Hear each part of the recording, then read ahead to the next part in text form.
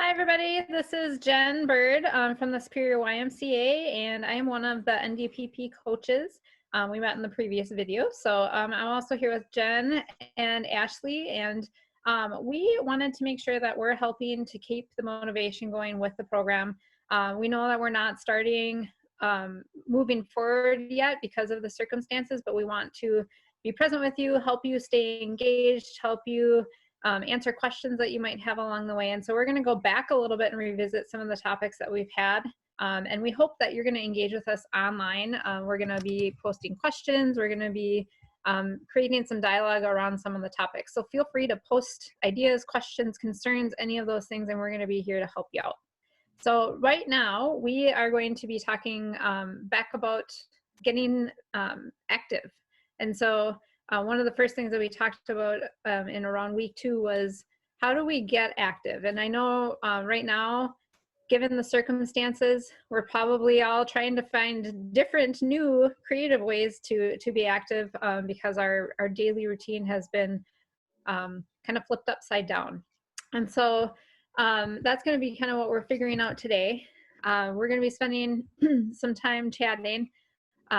Many of us are spending a lot of time at home. I know not everybody is. Some people are still working, but it is important to keep that activity throughout the day. So with the program, we talk about having 150 minutes active per week at a moderate pace. And so as a reminder, moderate, you can do a test on this. So it would be the talk test. So if you can talk during an activity, that's a good sign.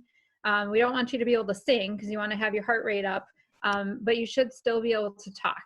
If you are able to sing, you want to maybe pick up your pace a little bit or pick up your activity.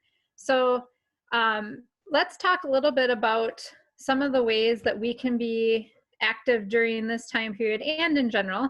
I'm gonna toss it out to Jen and Ashley to what are some of the things that you are doing currently to be active during this time where we're at home quite a bit of the day? Go ahead, Ashley, jump on in. I think one of the biggest changes just from not being able to really go to the gym or do as much, in terms of like higher intensity workouts has just been going for walks outside. And that's been really nice. I mean, we haven't had like terrible weather. And so that's been nice to get outside. And I think just to get that energy level up throughout the day. And then also just finding like little ways to stay moving, throughout the day, whether that's tackling little cleaning projects or going outside and doing some yard work, just kind of staying up and moving and not making sure I'm not sitting here in front of my computer or whatever it may be for an extended period of time. So kind of taking those little breaks throughout the day. And then I do still try to get some kind of workout or yoga type thing in. But I think what's been really helpful is to just stay moving in little chunks throughout the day and not trying to like block off like an hour or two to go do some kind of activity, just taking it a little bit at a time. And Ashley, how do you make sure that you don't end up sitting for a long period of time? I know you said you take breaks, but I know I even find myself that all of a sudden I'll be like, oh my gosh, I haven't gotten up and gotten moving in a while. What do you do to make sure that you're doing that during this time? Well, I do have an Apple Watch, which does tell me if I haven't gotten up within like, I think 50 minutes, it's like, hey, you need to stand up. You haven't stood for enough minutes this hour or whatever kind of a thing. So that's helpful just to kind of trigger that in my mind. But other than that, I don't know, I feel like I wouldn't be quite as good at it if I didn't have some kind of reminder. I have a watch that does that as well. It's like, you need 250 steps yet. And I'm like, oh, geez. Yeah. And you're like, and I have 3 minutes left to do that. Jen, how about you? What are some of the things that you're doing to stay active during this time? I have to agree with Ashley. Like we've been getting outside quite a bit and going for walks and just getting some fresh air, which I think is really important instead of being cooped up in your house as much. For those of you that might know me, I'm very busy at the Y. I'm very a go person. I can't sit down. I'm the one that's like speed walking past everybody. So I'm kind of like that still at home. I very much am task oriented. So up and down, moving, cleaning, walking, trying to stay busy. and try to keep my routine the best that I can. And just getting creative with at-home workouts. I'm definitely like a gym rat. I'm used to being at the gym and working out in, you know, your workout gear, your tennis shoes, you got all the equipment there that you need, you know, teaching classes. So it's kind of been a struggle for me to get used to working out in my living room. I'm kind of enjoying the journey though, you know, you're kind of just taking it as it comes and trying to stay as positive as you can. So I think to get creative and just to try something new and get outside, go for a walk, or walk up and down your stairs. We've used a lot of things in my house now to make certain videos for our Y page too. So I've gotten really creative and found out a lot of different things to do. But yeah, just trying to keep moving every day, try to keep my routine as best as I can. Awesome. I'm going to put you on the spot and have you do a little bit of a ad for the Y videos too, just so people, in case people haven't seen them, what's out there and what's available for people to take advantage of. Yeah, we have a little bit of everything for everybody. We have silver sneaker based classes. We have low impact resistance training classes, strength training, minimal to no equipment needed because I realize that people are at home. We have different boot camps, interval mix, and everything. We usually have about 3 to 4 people in each video. So everyone's able to do like a high, a medium, a low intensity workout. So when you see boot camp, don't get frightened away by that it's boot camp, because we do have options in there for all ability levels while you're at home. So yeah, check it out. I mean, I don't even really know how many videos we have up there now. We're probably pushing close to 40. I think we had 17 when we left the gym. And so at home, we've been doing just as much. And we've also been doing some wellness talks. So kind of goes along with NDPP as well, talking about how to deal with manage your stress and you know, the uncertainty of everything that we're going through. We talk about food logging, things like that, just kind of more on a fitness and wellness side, not strictly NDPP, but those talks are out there too, just to kind of broaden your horizon and keep us motivated. And yeah, so check it out on our, if you're already on this group page, you're already part of the Superior YMCA Health and Wellness Facebook page. So you're probably already to start to see some of those videos. But if you go under our videos tab and look down, you'll see a bunch there. We have meditation, we have yoga, and like I said, options for all ability levels at home. So, and I think that'd be a perfect way to get active for you guys. So start hitting those views. Yeah, that would be fantastic, especially if you're really not sure about how to get active. Maybe you got something that you're really excited about and then all of this hit and now you're like, oh my gosh, what do I do? There's some really great resources available there, so checking that out can be great. You guys both mentioned kind of getting in a routine. So how have you figured out, or what has been your best way to figure out your routine for the day to make sure that you are getting your fitness activity in? Like, are there ways that you went about creating your routine? Well, we meet at 9 o'clock every day to start doing our videos. So we've kept this as work oriented as possible.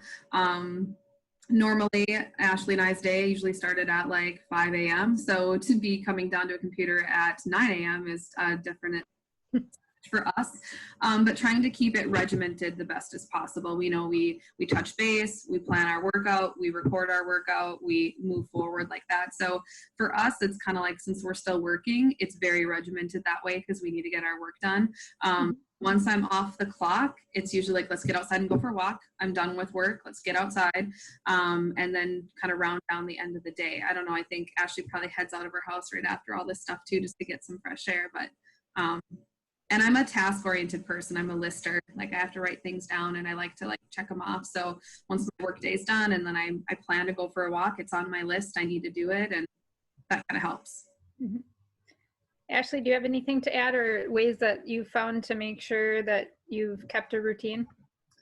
Yeah, I mean, I have a paper planner, so I like using that just to, it has all the days and kind of like times of the day. So I know like when we're meeting for work and when things need to be posted up on social media and things like that. And then I usually, I don't want to say I schedule it, but I kind of schedule like talking to my mom is when I usually go for a walk, because my husband's usually still working from home. And so kind of having that as like, that's the time where I know that I'm going to go outside, whether I'm going to talk to my mom or maybe someone else, to also kind of get that social interaction that we're not really getting throughout the day either. I love my husband, but I think we would both drive each other crazy if we did not have other people that we were keeping in contact with. So that has been helpful to kind of schedule in those things. And I think too, I mean, I love going on like coffee dates and things like that, but being able to bring those conversations and go do something more active has really been helpful too, to kind of put those two pieces together. Yeah, and I think you both are bringing up a good point that you can still do buddy things, you know, or that you can still have, you know, you might have had that friend that you always went on a walk with, or you might have had, you know, a family member that you do keep in touch with. And there's still ways to combine those by potentially, you know, bringing a phone on a walk, or if they are in your household, being able to walk along with them, or be outside and be active. It doesn't even have to be walking. It could be, you know, playing catch, or you know, doing something like that with family or kids. And so keeping some of that and getting some of those things into your day can help with not only the physical, but also the mental health piece. Which is another good segue into like some of the benefits of why we're staying active. So there's a lot of good reasons why we want to be active. Obviously, in this program, we're talking about ways to prevent type 2 diabetes, but activity in and of itself has a lot of wonderful benefits for us. So I'd love to pass it back out to Ashley and Jen too, and say, like, what are some of the ways in which you recognize the benefits of activity in your life? More energy for sure.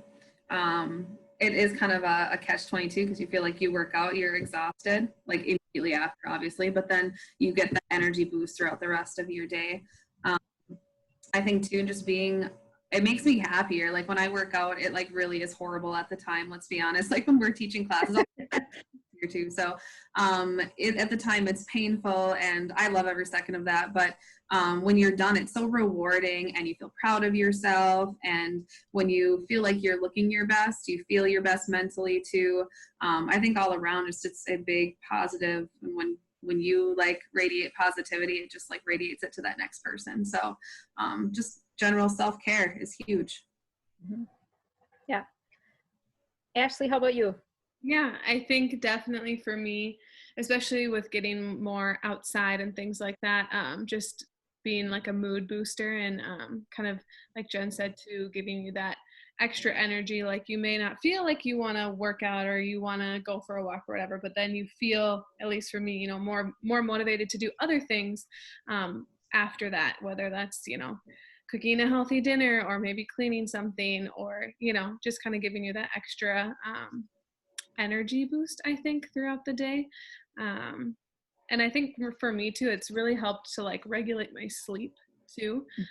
I notice when I am kind of having a more lethargic kind of day, that it's really more challenging for me to get, you know, a good night's sleep too. So yeah, definitely. Like there's a lot of benefits. I know that for myself personally, I sleep better. I one of the biggest things that I think I'm noticing right now is that I'm a very social person. And so this has been incredibly hard for me to be not around other people, and being able to like take a break in the middle of the day, you know, like for my lunch break, and do a workout helps with my stress. And I can feel like as I get into it, I can feel being really anxious and stressed. And then by the end, I can feel like my stress and anxiety coming down. And then I'm ready to go back at what I have to do, which is unfortunately sit in front of a computer for a long time. But I know that has really helped with my stress reduction as well. And I'm guessing other people have seen some of that type of benefit from activity. Some of the other things too that like I think about for myself is, and I know that I have children in my household, and it's been really great for us to be able to even find a new fun ways for us to be involved and engaged as a family. So there's benefits that way too, because we can kind of challenge each other, or have fun with activity that way. And I think also I just want to put another plug in. There's some of those programs as well available through the Y for family type activities. So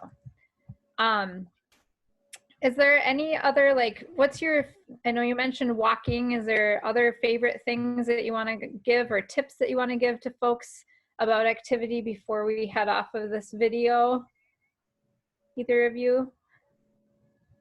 I've taken the time to get outside and do yard work, considering my work schedule has been pretty busy.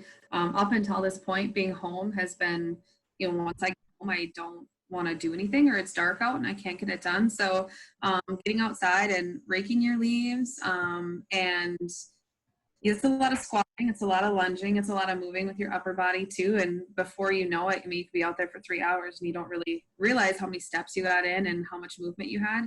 And like the fresh air is just huge. So if you can do anything outside on a nice sunny day, I would say get outside and do it. That to me is probably my only advice. Get some fresh air. Lungs, don't stay in your house. Ashley, anything you want to add?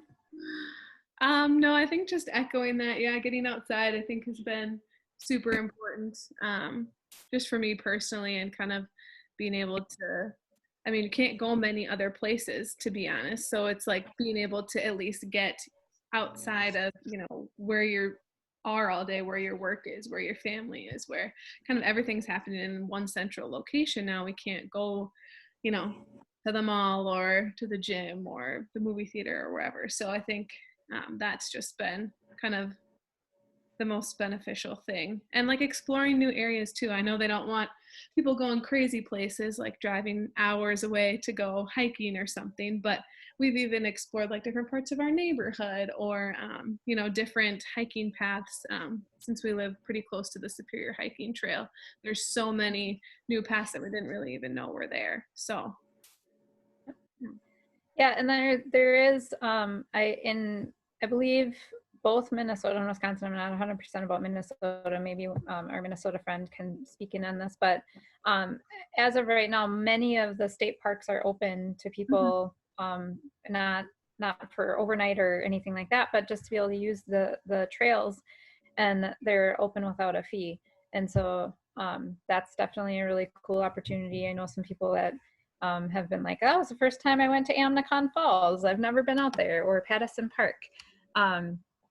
And then a couple other things just that come to my mind in terms of like activities that you could be doing would be like get some music on, dance.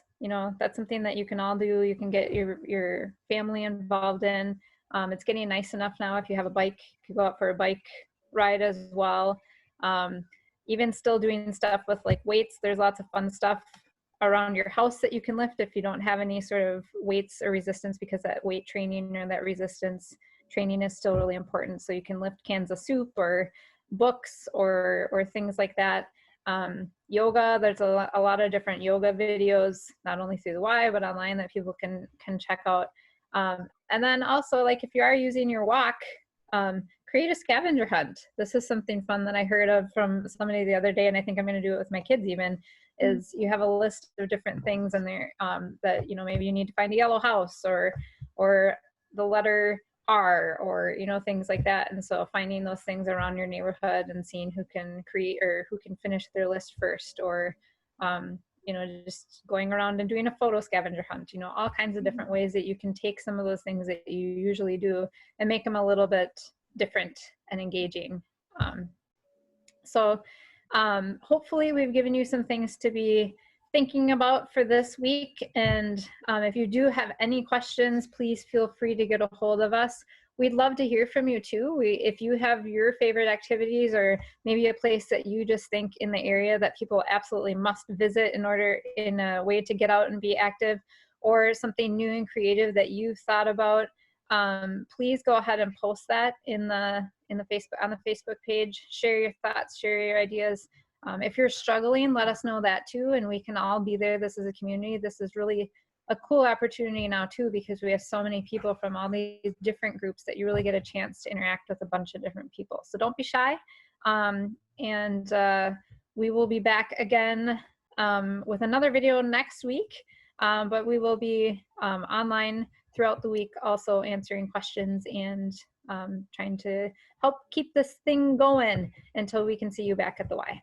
So thank you all very much, and I hope you have a fantastic week. Anyone else have anything that they need to share before we head off? Have a great week. All right, bye everybody.